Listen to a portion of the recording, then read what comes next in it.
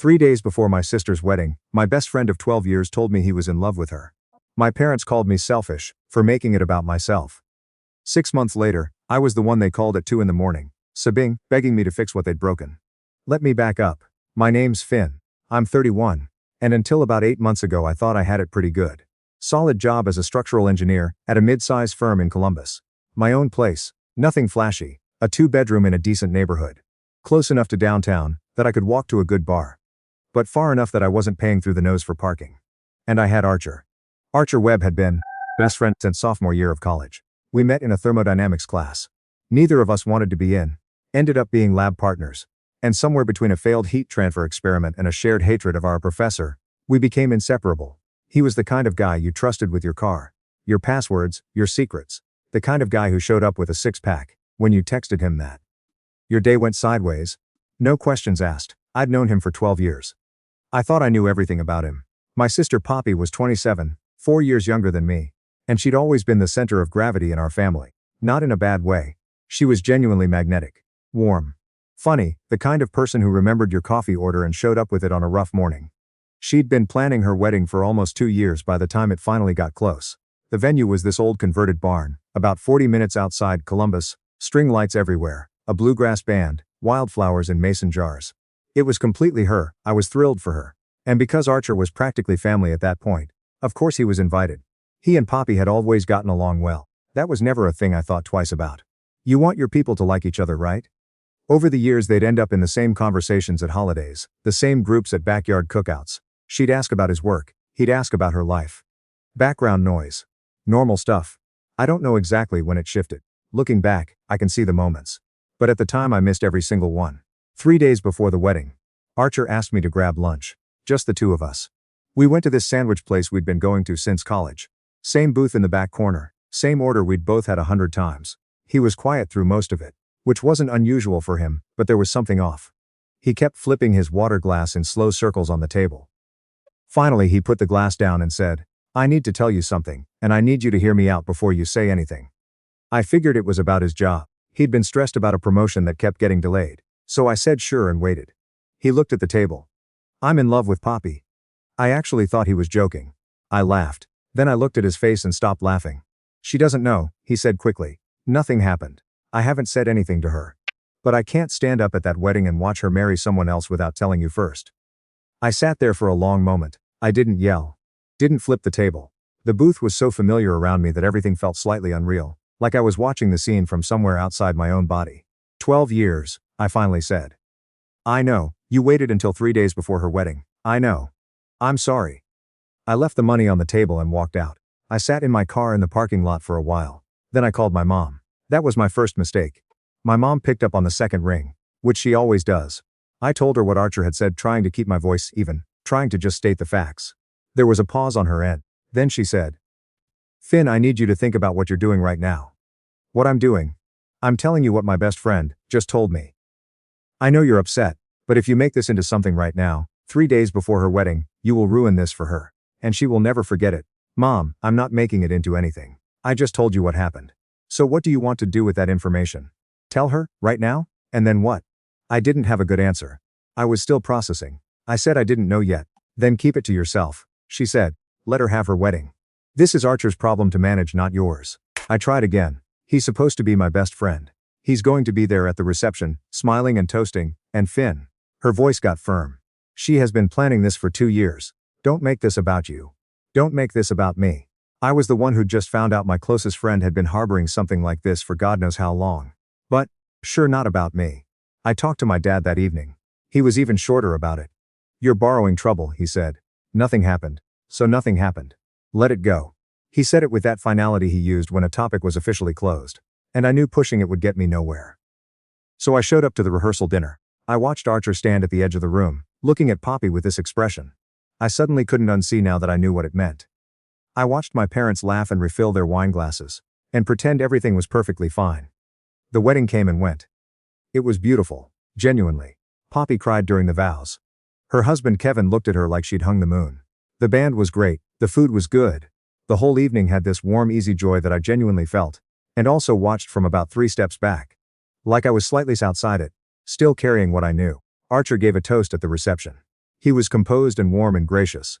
I watched him clink glasses with Poppy and Kevin and smile. And I felt this chill that had nothing to do with the temperature. Afterward, I let things cool off. I didn't cut Archer off immediately. I told him after the wedding that I needed space. He said he understood. We went quiet. My parents noticed.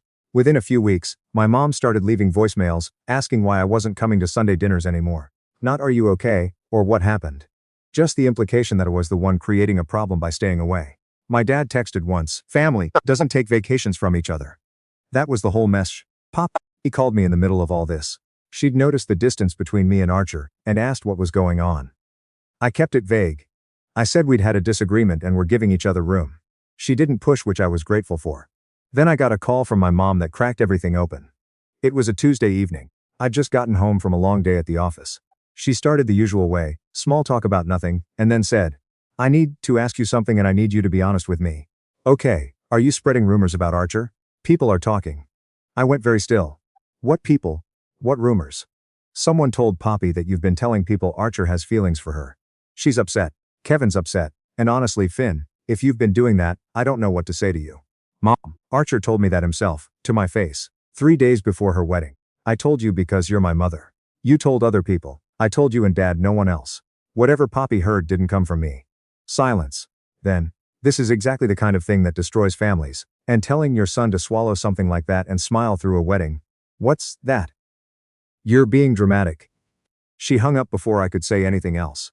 What I figured out later, through a chain of information I pieced together over the next few weeks. Archer himself had told someone. A mutual friend who'd had too much to drink at a bar, who'd apparently mentioned it to someone connected to Poppy. The whole thing circled back to her through a completely separate route, not through me. But by the time the story reached my parents, I was the obvious suspect.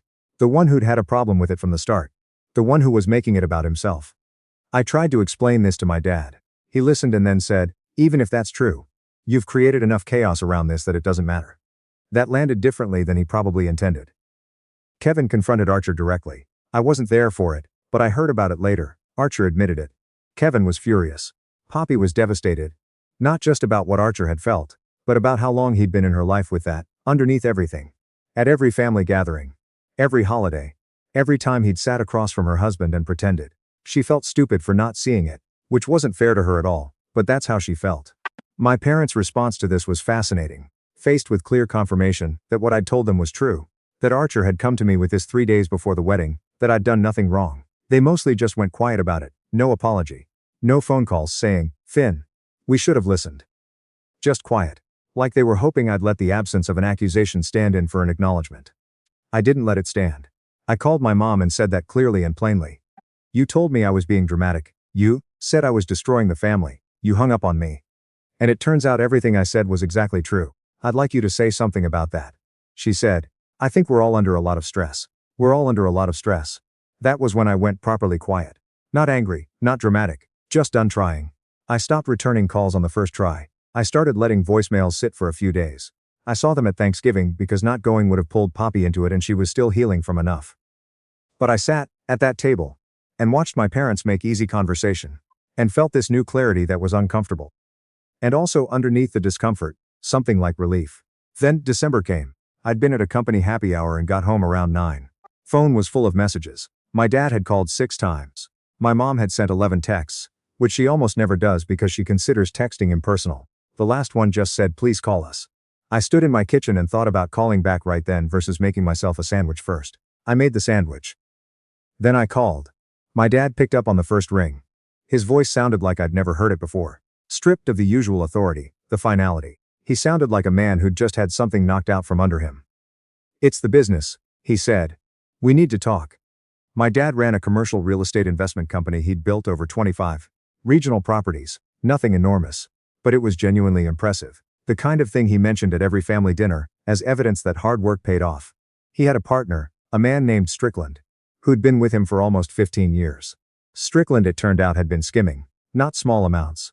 The kind of sustained, systematic financial fraud that takes years to construct carefully enough that it doesn't trigger immediate alarms. Falsified vendor invoices, diverted payments through shell accounts, the works. The whole thing had been unraveling for about 3 months. But my dad had kept it quiet while lawyers sorted through it, convinced she could manage the exposure. He could not manage the exposure.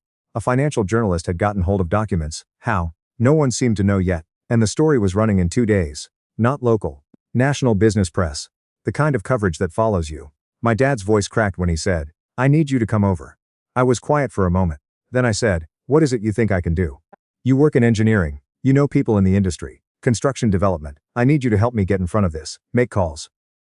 Voosh for us. Explain to your contacts that this was Strickland, not us. I thought about that. About the 12 years he'd spent quietly implying that my career was a quieter, smaller thing than what he'd built. About Thanksgiving 2 weeks earlier, the easy conversation, the complete absence of anything resembling accountability. "Dad," I said, "I'm not the right person for this. You're my son. I know. And 3 months ago, when I came to you about something that was genuinely hurting me, you told me I was borrowing trouble and to let it go. I let it go. I'm going to let you handle this the same way." Silence. Long enough that I wondered if the call had dropped. "That is not the same thing," he said. "It kind of is though." He hung up. My mom called 20 minutes later. She started with, "Your father is devastated." And I said I understood that. She said, "We need the family to come together right now." And I said I understood that too. Then she said, "I don't know why you're punishing us." And I said I wasn't. I genuinely wasn't. I wasn't refusing to help as punishment. I was refusing because they'd made it clear repeatedly that my role in this family was to absorb and accommodate, and I was no longer willing to do that on their timeline. She cried. I let her cry. I didn't hang up on her. When she caught her breath, I said, "Mom, when I called you the week before Poppy's wedding, what would you have needed me to do differently for you to take me seriously?" A long pause. "I don't know. Neither do I. That's the problem." We stayed on the phone for another few minutes. Nothing got resolved, but it was the most honest conversation I'd ever had with her. Which is a strange thing to get from a crisis. The story ran. Strickland was the clear primary target. He'd been the architect of the whole scheme. But my dad's name was attached to it through ownership. And the inevitable questions about what he knew and when. The State Financial Regulatory Office opened a preliminary inquiry. 2 anchor tenants in one of his properties announced they were reviewing their leases. His attorney advised him to pull back from public-facing operations while sorted out. It wasn't ruin. But it was visible damage.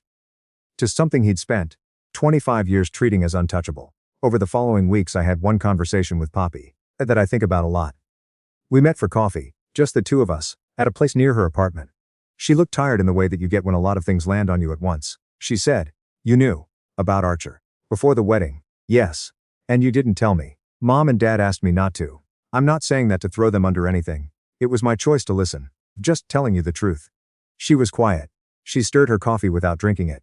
Then she said, "I wish you'd told me." "I know. I'm sorry. I'm not angry at you," she said. I keep thinking about all the times he was in our house. At Christmas. When Kevin and I were dating. At our engagement party." She shook her head. "I feel like an idiot." "You're not an idiot. You trusted someone who was performing for a long time.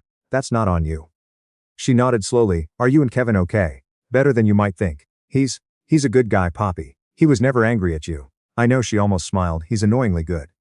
We sat there for a little while longer. It wasn't comfortable exactly, but it was honest. And that's its own kind of comfort. Archer, for his part, dropped off the map. He'd reached out to me once, right after Kevin confronted him. A text that said he was sorry, and that he'd never meant for any of it to land on me. I read it, put the phone down, and didn't respond. Not because I was trying to be cold. I genuinely just didn't have anything to say to him that would make either of us feel better. Some bridges don't get rebuilt. They just become the river. As for my parents, things have been careful since then. My dad doesn't talk about the business situation, except to give updates in the third person, like he's briefing a shareholder instead of his son. My mom has started calling me on Tuesday evenings, which is new. We talk about smaller things. It's not warm exactly, but it's trying to be. And I've decided that's worth something. I started seeing someone. Her name's Adley. We met through a work conference. She's an architect, which means we spend a good portion of our time together, arguing pleasantly about the things structural engineers think architects forget to account for. And it is, genuinely, the best kind of argument to have. She laughs at the right moments, and doesn't try to make things easier than they are. I took her to a farmer's market last month, and she spent 40 minutes debating the ethics of overpriced honey with a vendor who seemed to enjoy it as much as she did. I knew right then. I told her about all of it. The wedding, Archer, my parents, the business thing. Over a long dinner one night. She listened without filling silences, which is rarer than you'd think. Afterward she said, "Your family kept asking you to be smaller so the situation could feel more manageable. And you kept trying to fit." I thought about that for a while. "Yeah," I said. "I guess I did. You don't have to anymore. That's the thing I've come to understand. Families have these roles that get cast early and then sort of calcified. Who's the stable one? Who's the dramatic one? Who can be counted on to absorb and not push back? I'd been cast as the low-maintenance one for so long that when I actually had something real to bring to the table, the response was essentially, "That doesn't fit your role. Please return to your regularly scheduled accommodating." The ring I'd gotten Archer's birthday year. We always exchanged gifts. It was a thing we did is sitting in a drawer somewhere. I don't look at it. I'll probably clear it out eventually. There's no ceremony to it. Some things just quietly stop being what they were. My dad's situation is slowly stabilizing. Strickland is cooperating with investigators in exchange for consideration. Which means the exposure on my dad's end is narrowing. He'll survive it, it'll cost him. Financially and reputation-wise, but he'll survive. He called me last week not to ask for anything. Just to check in, which is new for him. Talked for about 8 minutes about nothing important. When he hung up he said, "Talk soon." Instead of just ending the call. It's small. I know it's small. But from him that's a long way from where we were. I'm not looking for an apology anymore. I'd take one if it came. But I've stopped organizing my life around waiting for it.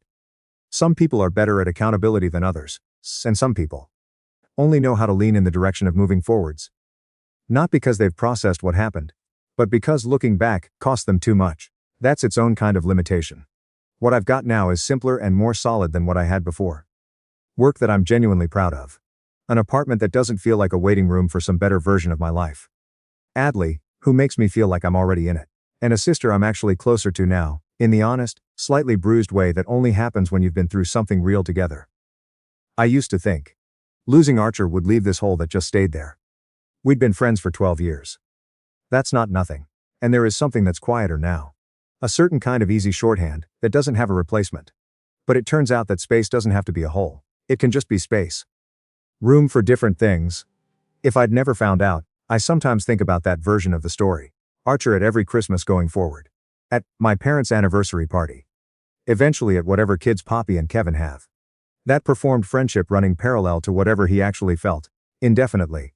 I would have called that a good thing. I would have said, "Look, my best friend is close with my whole family. How lucky is that?" Some bullets you don't know you've dodged, until you're already through the other side looking back at where you were standing. Thank you so much for listening. If this story meant something to you, please like, share and subscribe. Take care of yourselves out there.